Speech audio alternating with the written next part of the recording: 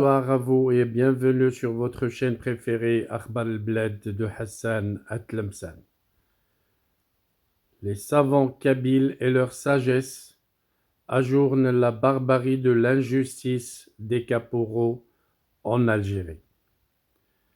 L'affaire du professeur kabyle Kamel Aissat, le procès vient d'être renvoyé au 24 décembre avec la levée de son interdiction de quitter le territoire algérien.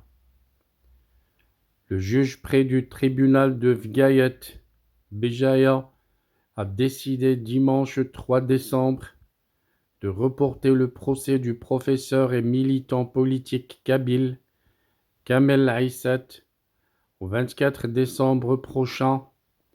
Il est poursuivi pour son opposition reposant sur un argumentaire scientifique solide au projet d'exploitation de la mine de zinc et de plomb de Talla Hamza et Emizour à Vgayet en Kabylie.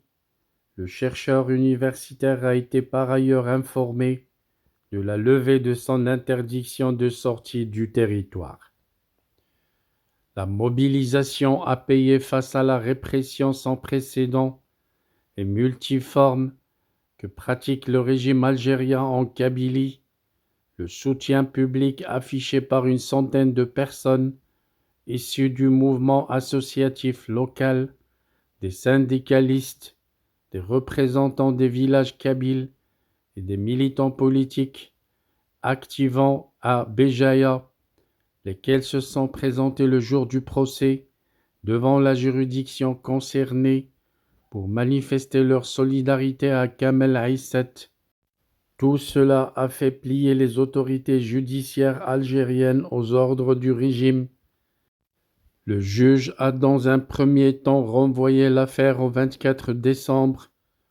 Par la suite, la gendarmerie et le parquet ont informé ce professeur en microbiologie et ancien syndicaliste de la levée de l'interdiction de sortie du territoire algérien dont il a été arbitrairement frappé depuis le 12 juillet dernier, ce jour-là même où il a été arrêté à l'aéroport de Bjaïa alors qu'il s'apprêtait à se rendre en France.